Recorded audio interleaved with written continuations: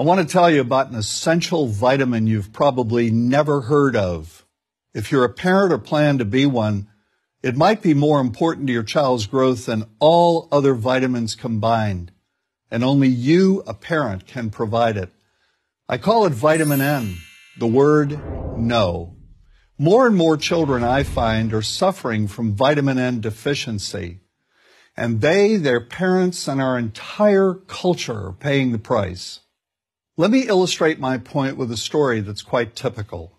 A father, I'll call him Bill, gave his son, age 5, pretty much everything the little boy asked for. Like most parents, Bill wanted more than anything for his son to be happy, but he wasn't. Instead, he was petulant, moody, and often sullen. He was also having problems getting along with other children. In addition, he was very demanding and rarely, if ever, expressed any appreciation, let alone gratitude, for all the things Bill and his wife were giving him. Was his son depressed, Bill wanted to know? Did he need therapy? His son, I told him, was suffering the predictable ill effects of being overindulged. What he needed was a healthy and steady dose of vitamin N. Overindulgence, a deficiency of vitamin N, leads to its own form of addiction. When the point of diminishing returns is passed, and it's passed fairly early on, the receiving of things begins to generate nothing but want for more things. One terrible effect of this is that our children are becoming accustomed to a material standard that's out of kilter with what they can ever hope to achieve as adults. Consider also that many, if not most, children attain this level of affluence not by working, sacrificing, or doing their best, but by whining, demanding, and manipulating. So in the process of inflating their material expectations, we also teach children that something can be had for next to nothing. Not only is that a falsehood, it's also one of the most dangerous, destructive attitudes a person can acquire.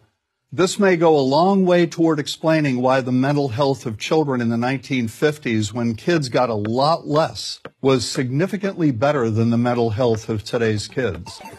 Since the 50s, and especially in the last few decades, as indulgence has become the parenting norm, the rates of child and teen depression have skyrocketed.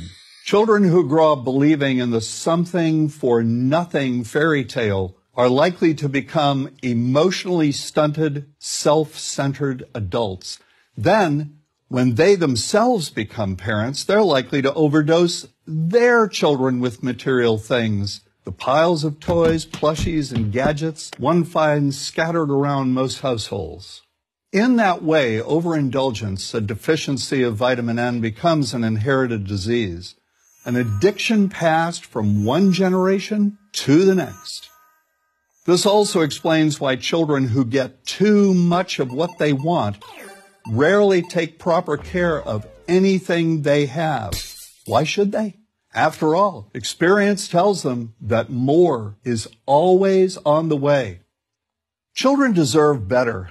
They deserve to have parents attend to their needs for protection, affection, and direction.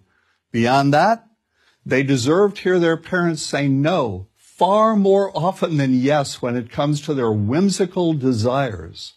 They deserve to learn the value of constructive creative effort as opposed to the value of effort expended whining, lying on the floor, kicking and screaming, or playing one parent against the other. They deserve to learn that work is the only truly fulfilling way of getting anything of value in life, and that the harder they work, the more ultimately fulfilling the outcome. In the process of trying to protect children from frustration, parents have turned reality upside down.